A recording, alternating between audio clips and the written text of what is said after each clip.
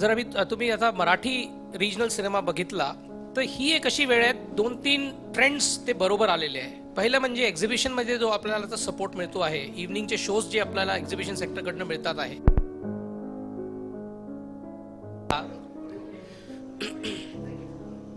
तेव्हा एवढा सपोर्ट नव्हता तेव्हा. अँड तेव्हा जर तुम्ही बघितले जे नंबर्स येत होते मराठी सिनेमाचे, ते नंबर्स ॲव्हरेज पुष्कळ कमी होतं. आता जसं तुम्ही बघताय आणि सिनेमा सिरियस असला, कल्ट असला, इनोव्हेटिव्ह असला किंवा मास असला, तरी आपण बघतोय की जे नंबर्स येतात आहे बॉक्स ऑफिस कलेक्शन, म्हणजे ते दाखवतात आहे की आता लोक जातात आहे थिएटर्समध्ये. So I think this is a very good time to refocus on Marathi cinema, and that's why we want to set it right. And as I said, we've had fantastic success in Hindi and as well as in English, and we have to set that right in Marathi cinema. And what better than this film to take to try and change that record. That's the whole attempt. Sonali madam ना की आपण एक बऱ्याच दिवसांनी नायिका प्रधान चित्रपट येतोय आणि आपला पण लीड रोल आहे, तर आपलं काय मत आहे आज मराठी चित्रपटामध्ये नायिकांचं काय स्थान आहे असं आपल्याला वाटतं? नायकांचं स्थान नेहमीपासूनच खूप महत्त्वाचं राहिलेलं आहे, पण गेल्या काही वर्षांमध्ये बरे असे सिनेमे आले नाही आणि तो ट्रेंड असतो माझ्या मते. आता परत सुरू होईल असं वाटतंय, पण ह्या सगळ्याच्या पलीकडे जाऊन महत्त्वाचं मला असं वाटतं की नायिकाप्रधान सिनेमा असो किंवा तुम्ही लीड रोलमध्ये आहात, या पलीकडे हा सिनेमा महत्त्वाचा यासाठी वाटतो की हा विषय खूपच अत्यंत महत्त्वाचा आहे, ज्याच्यावर अशा पद्धतीने कधीच पाहिलं गेलं नव्हतं. आणि त्या विषयाला पोहोचवण्यासाठी महाराष्ट्रभरात आणि तमाम मराठी प्रेक्षकांपर्यंतचा मी चेहरा आहे, हे जास्त महत्त्वाचं वाटतं मला नायिकाप्रधान सिनेमा करण्यापेक्षा. आणि तो विषय इतक्या उत्तम पद्धतीने मांडला गेला आहे की मुळात मी फक्त त्याचा चेहरा असूनच माझ्यासाठी खूपच होतं तेवढंच, पण माझ्याकडनं उत्तम काम करून घेतलं. एक ॲक्ट्रेस म्हणून आत्ताचा जो काळ आहे, जो इरा आहे, तो खूपच छान आहे असं मला वाटतं, कारण खूप एक्सपेरिमेंट्स होत आहेत, खूप संधी मिळते वेगवेगळ्या पद्धतीची कामं करायची, आणि त्यात पोस्टर गर्ल एक वेगळाच सिनेमा आहे असं मला वाटतंय.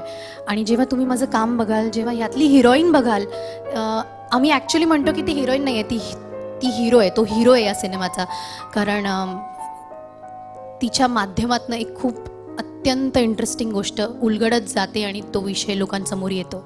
आणि तशी ट्रीटमेंट पण आहे. म्हणजे कालच तुम्ही गाणं पाहिलं असेल, आवाज वाढव डीजे, हे अत्यंत डान्स ओरिएंटेड गाणं आहे, पण मी यात नाचत नाही आहे. आणि हा सगळ्यात मोठा USP आहे या सिनेमाचा आणि या गाण्याचा, की मला याच्यात नाचवलेलं नाही आहे.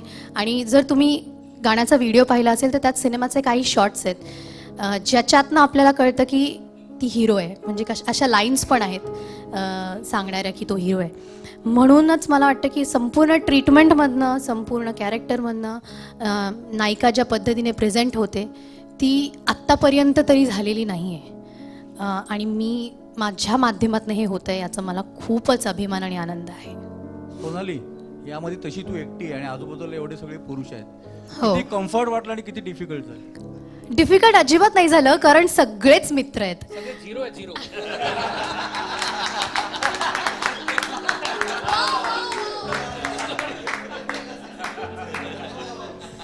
वा वा वा. आम्ही आतमध्ये खूप जोक्स मारत होतो आणि साधारण जित्या म्हणत होता की आपण आता सुटूयात, सगळे ठीक आहे, प्रेस कॉन्फरन्स आहे, फॉर्मल इव्हेंट आहे, पण आपण जसे आहोत तसे वागूयात. आणि सगळ्यांना वाटतं अरे अजित सर आहेत मध्ये, आम्ही जरा कसं वागायचं, पण अजित सरांनीच स्टेजवर येऊन ओपनिंग मारलेली आहे. त्यामुळे पण येस, प्रश्नाचं उत्तर की अजिबातच डिस्कम्फर्ट नव्हतं. हे सगळे मित्र आहेत आणि सगळ्यांनी मला खूप सांभाळून घेतलंय आणि खूप मदत केली काम छान करण्यासाठी. इतरांना कसं वाटलं तुझ्यावर काम करताना? हो, अच्छा. कुठून सुरुवात करायची? एक तर तुम्हाला हा प्रश्न का विचारावंसं वाटलं की डिस्कम्फर्ट वगैरे का?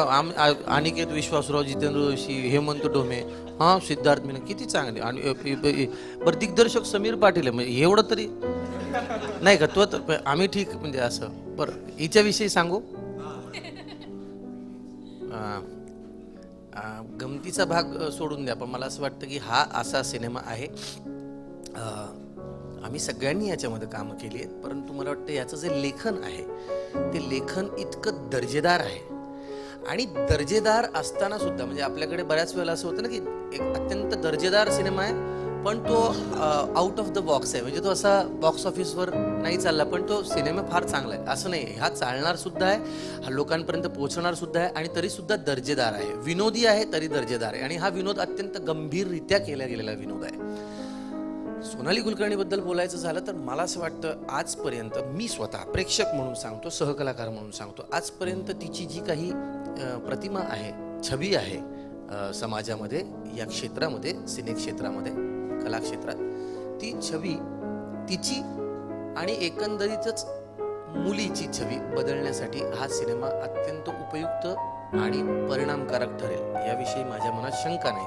आणि त्यासाठी कलाकाराची ती बांधिलकी असलीच पाहिजे, त्यानं कष्ट घेतलेच पाहिजे, परंतु कष्टाच्या पलीकडे जाऊन, मेहनतीच्या पलीकडे जाऊन एक काहीतरी एक्स फॅक्टर तुम्हाला लागतो एखादा रोल करण्यासाठी.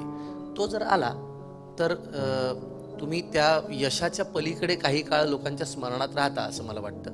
आणि यामध्ये सगळ्यांचेच एफर्ट आहेत, परंतु सोनालीनी जी मेहनत या सिनेमासाठी घेतली ती वाखाणण्याजोगी आहे आणि ते आपल्याला 12 फेब्रुवारीपासून लक्षात येईलच काय आहे ते. मजा आली. तेच उत्तर आहे. प्रश्न वेगळा घेऊ. अंधारे सर, अजित सर, तुम्ही रिलीजचं काय प्लॅनिंग केले? आता नटसम्राट कलकत्ता, दिल्ली, मध्य प्रदेश असं सगळीकडे रिलीज झाले, तुमचा काय एक्सपोजर? आणि हे पहा, गुरुच्या मागे ट्रेलर तुम्ही बघितलाच असेल तर कालच बघितला. ट्रेलर लोकांकडे गुरु बघितला, कालच गुरु बघितला. म्युझिक एक अत्यंत इम्पॉर्टंट गोष्ट आहे या फिल्ममध्ये. आणि हे मी जसं म्हटलं, this is Marathi cinema. We are not confused about this. I am not confused that people in North India should see this. This is core Marathi cinema, so it will get what the best Marathi cinema should get. That is what we'll do about it.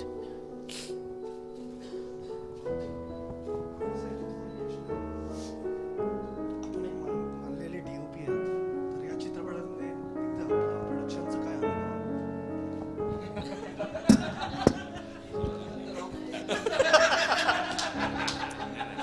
नाही, बोललंच पाहिजे. एक वेगळ्या साईडनी. त्याचा आधी रंग वेगळा होता, तो असा झाला. नाही, मी बऱ्याच फिल्मला DOP आहे, पण एका वेगळ्या अँगलनी मला फिल्मकडे आता बघण्याचं प्रोसेस मला ती जाणून घेता आली या फिल्मच्या प्रोसेसमध्ये सगळं.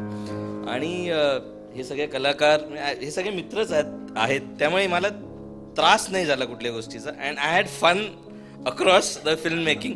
आणि ही फिल्म केल्यानंतरही मी असं सांगेन की मी असं नाही की एखादा प्रोड्युसर फिल्म करतो आणि त्याचा विचार होतो की नाही यार बस हो गया, एक ही फिल्म करते, असं नाही आहे. ही फिल्म झाल्यानंतर पण आम्ही सगळे मिळून दुसरी फिल्म करणार आहोत. आणि मजा आली खूप फिल्म करताना.